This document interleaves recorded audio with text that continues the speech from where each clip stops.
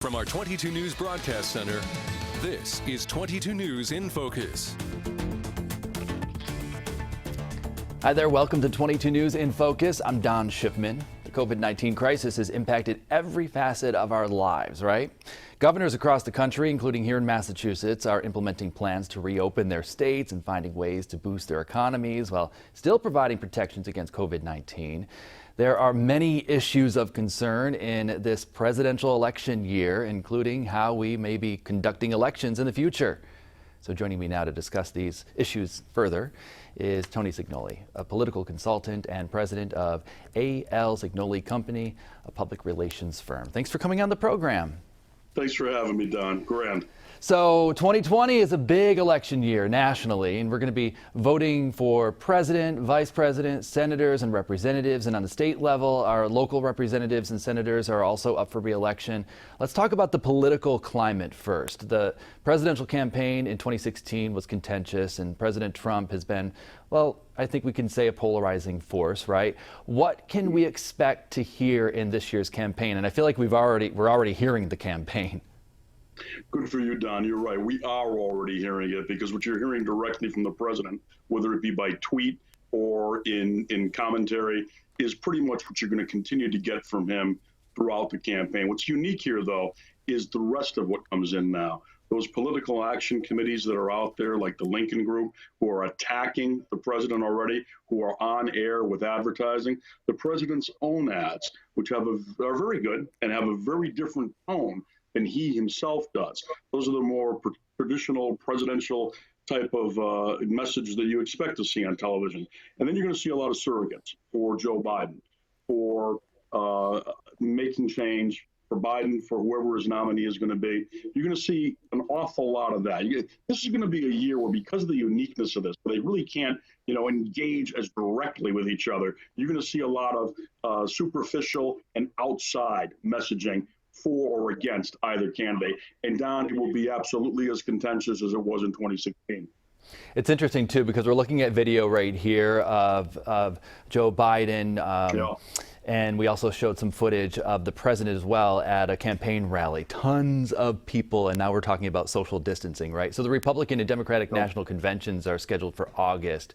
It sounds like the Republicans are going to have their convention in a traditional way, really, right? It's amazing. It's almost as if they want to message all is well, similar to the president's messaging by not wearing a mask at any of the stops that he's made. Pennsylvania, Arizona, Michigan. It's kind of that bravado of all is well, everything is okay, here we go.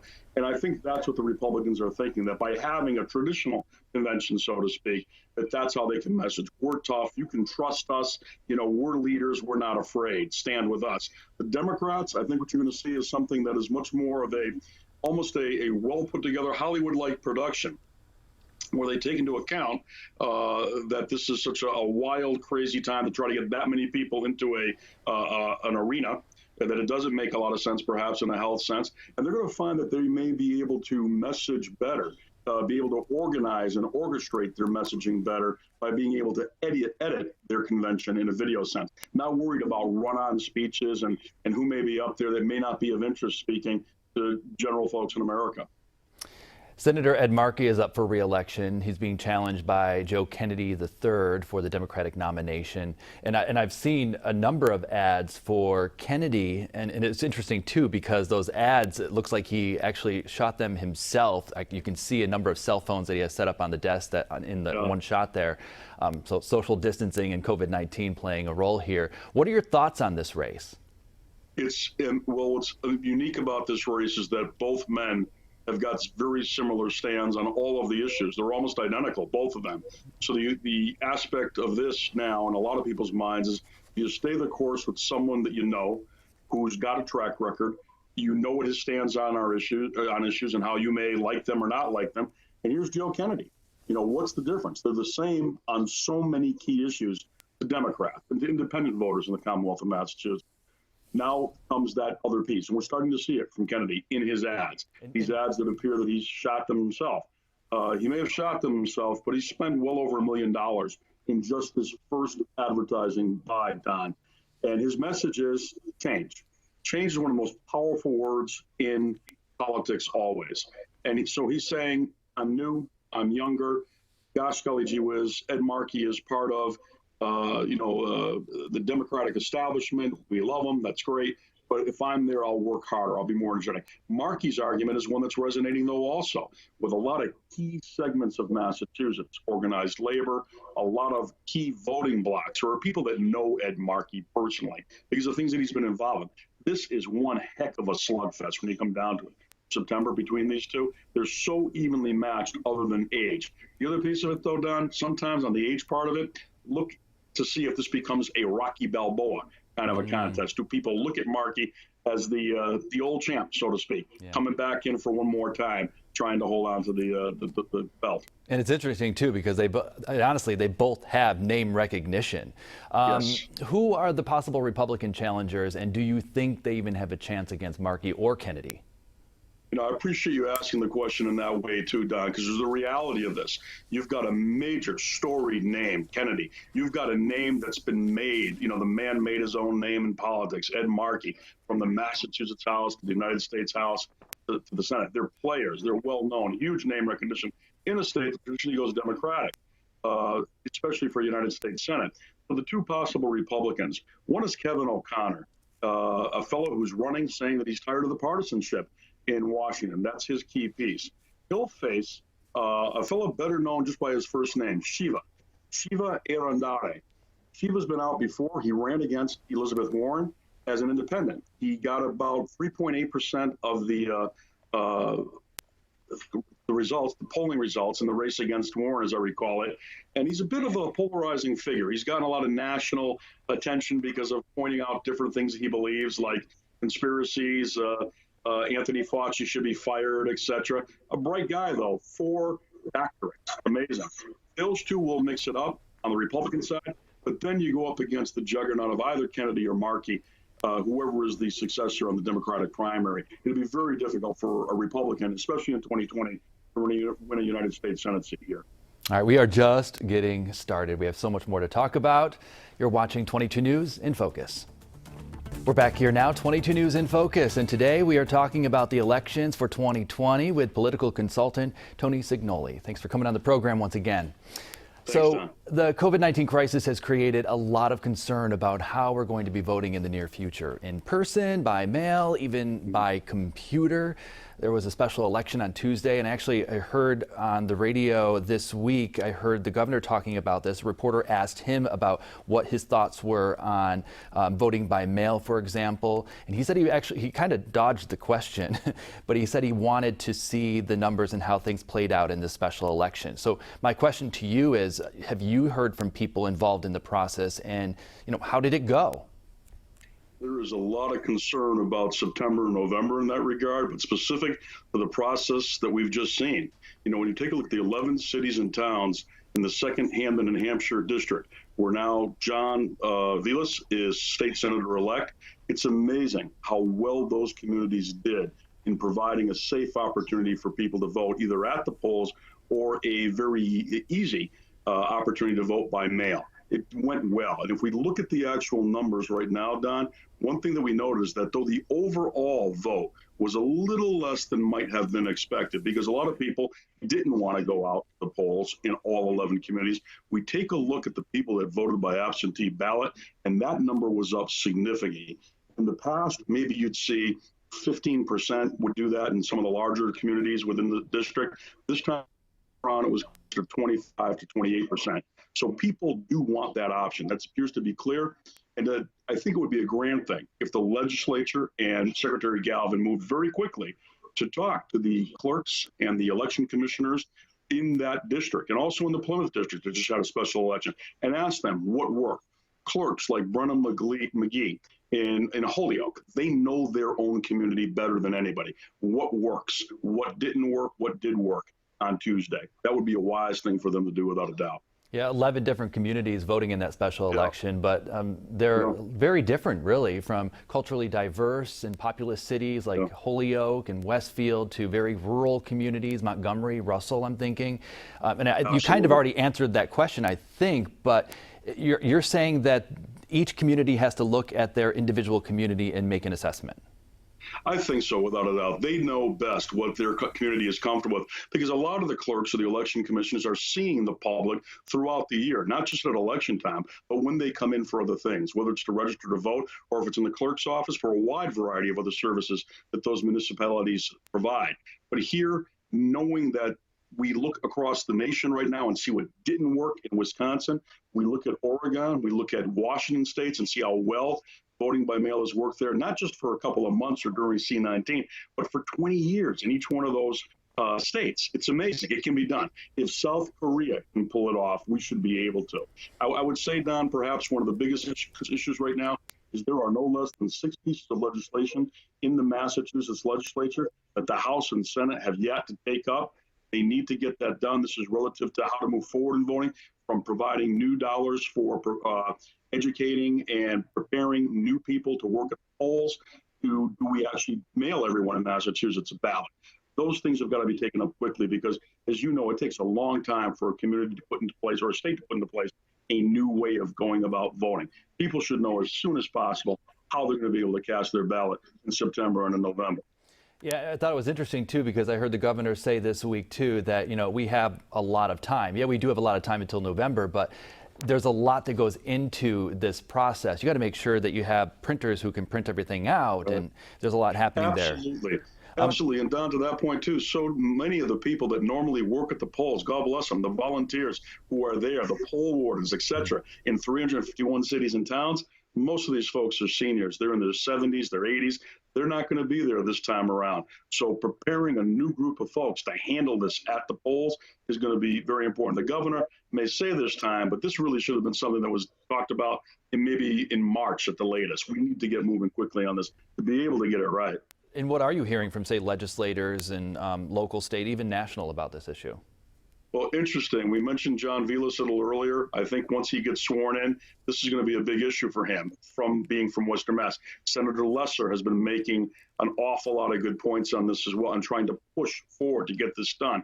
What I'm hearing here in Western Mass from the members of the House and the Senate is that out here, we look at this as being even more important for us to make sure that the election goes smoothly, that it goes well. Western Mass, so often forgotten in so many ways, that's always the thought. These Western Massachusetts legislators want to make sure that the people that elect them, that send them back to the State House, that their voices are going to be heard on these issues. And if there are referendum issues as well to be dealt with for the Commonwealth. Very important in that regard. There is, Don, to be honest, a level of frustration that this has not gotten done yet, that this hasn't been taken care of. Because a lot of those legislators certainly are hearing from their municipalities, from mayors, from city councils and select folks saying, hey, we got to get this straight for September. What the heck's going on here? I always love election night and television news because it's just, it's an adrenaline rush, right? You're waiting for those results to come in and you want them to come in quickly. But, with absentee and mail-in ballots, would that slow down the process of getting those results? Because I know our viewers want those results quickly as well. Well put the way you asked it. Certainly we all want the results right away. And we've gotten spoiled over the years. So often you can just turn right to TV 22 and you are being able to declare sooner than even some of the cities and towns as to who a winner might be. We're used to that. We want that. We're an instantaneous society. Reality here is that we may have to have a little bit more patience with those mail-in votes, if that's the way this goes. And even with regular absentee ballots, how often have we seen campaigns that were close where you hear, we won't know till tomorrow because we've got to count the absentee ballots. I think it's just the way that it is. We've got to have faith that the system is going to be secure, as Washington and as Oregon have been able to do for 20 years. And we may have to wait a bit. It may not be right away that we know the outcome on some of the races that are going to be important to a lot of us. Yeah, the governor of Oregon was saying that they have been getting a lot of calls from other states. How do you do what you do? We're going to talk more about the COVID-19 impact and how its impact on candidates and how they're conducting their campaigns. You're watching 22 News in Focus. You're watching 22 News in Focus, and today we're talking about the elections for 2020 with political consultant Anthony Cignoli. And with COVID-19 keeping people at home and staying away from groups, campaigns are looking for new and effective ways to reach their voters. Traditionally, campaigns hold meetings, they hold those rallies and do door-to-door canvassing. So how are campaigns filling that gap now? So much of it now is virtual. It's online. It's the town hall meeting where you're looking to get voters to join you, where you're reaching out to them by email. Phoning is back in a big way. Whereas the longest time in campaigns, we were saying, gosh, nobody answers the phones any longer. No one picks up the cell phone or will take a call from a campaign. Right now, perhaps it's that people have less to do, or maybe they want to talk to folks. We're finding when we're polling or canvassing or reaching out with the candidate themselves making the call, folks are picking up the phone a little bit more. That's a good thing. So much more of this now is electronic. You'll see, I think, two other things, or at least that's what we're planning in a lot of our campaigns. Two concepts. One, it's going back to old school. It's local media in a big way. You'll see some of the larger campaigns not just do the big national buy, but focus and concentrate on that local television station, newspaper, radio station that's reaching key demographics of voters. Local weekly newspapers are hot for us again right now. And then talk about old school. We're looking at doing a lot of mailing right now to make sure that we're able to get to registered voters who are on our list, people who vote consistently 3 out of 4 times, 4 to 5 times in past elections, and reaching them. Which right now, I guess really what I would say, Don, is throwing the kitchen sink. You've got to try to do anything and everything to reach voters at a time when certainly they're thinking about other things. They're thinking about, how am I paying the mortgage? How the heck do I deal with the loss of a job or 2 jobs, 2 incomes into our home? Finding the right message is what's key right now, too. Polling's never been more important to us. Be able to connect with voters and find out, what are they really worried about? What are they thinking? What are they hoping for? How effective are those online town halls? Because is there there's got to be a limit to how many people can be in one of those, or is it just someone watching? How does that all work? That's the big problem. You're only going to get the folks who are the most interested, who are going to tune in. You're not going to get a real universe of who might show up in a primary or in a general election. 2 very different universes of voters there. But you've got to do the best you can to take those town hall experiences, if they're good for you as a candidate, and then get them out, to explode them out across social media, so you're reaching a larger audience. If a candidate has a phenomenal moment in one of those town halls where they're really connecting with someone, asking a sincere question, someone who's got a real concern, and that candidate is able to address that concern in a compassionate, heartfelt way that moves hearts, that moves wallets, that's what moves voters for the most part, those 2 things, then we find a way to take that, put that into a television ad, put that into video, get it out across social media. Everything's about amplifying the message now, Don. And we've talked a lot about the digital divide, specifically when it comes to our school children who aren't able to go to school and they're learning remotely now. And children in a more rural area, they may not have access to a computer because of Wi-Fi and whatnot. And the same could be said for campaigns. How do campaigns reach those rural communities where there's limited computer access? You're so on target. Right now what we're doing is we don't want to bother voters at their homes or at their doors, so we won't canvass. The candidate won't go to door, nor will the campaign.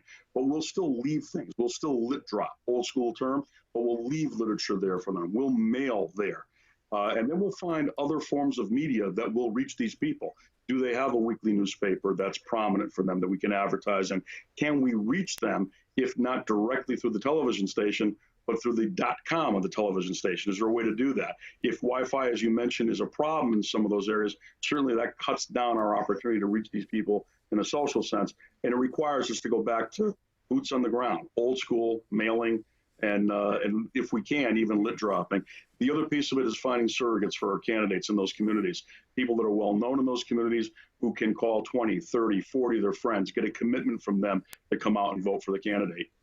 I love that. I never heard that term, lit drop. Okay, I like that. Yeah. We've been seeing a lot of car parades, specifically with, graduations and stuff like that. Is that something that campaigns have been looking into? It's a unique way to get out there. Sometimes. I mean, if you organize a parade, even not so much for yourself, but perhaps to benefit the local food pantry, to benefit your local hospital, and it's the candidate who's organizing it, that's a great thing to do. We saw that a lot in campaigns recently here. And again, I'll use Vilas as an example. You saw him, instead of having a campaign rally, you saw his people going and helping out a food pantry or serving seniors meals. They just changed the strategy safely and socially distanced to get those kinds of things done. voters look at that as the character of the candidate. I've seen it done in other parts of the Commonwealth, and I've been seeing it done in other parts of the nation as well, too.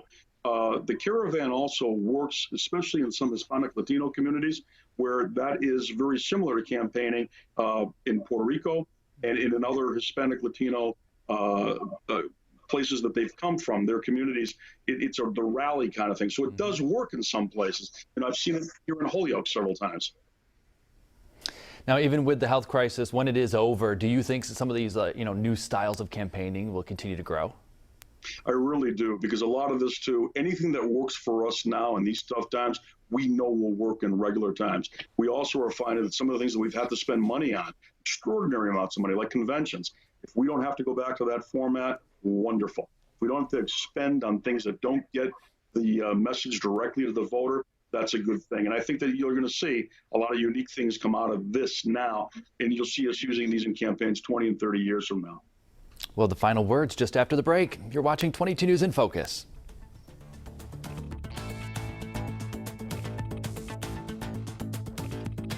You're watching 22 News in Focus, and today we've been talking about how the COVID-19 pandemic will impact political campaigns and voting during the 2020 elections. We've been chatting with political consultant Tony Cignoli. So I want to thank you for coming on the program.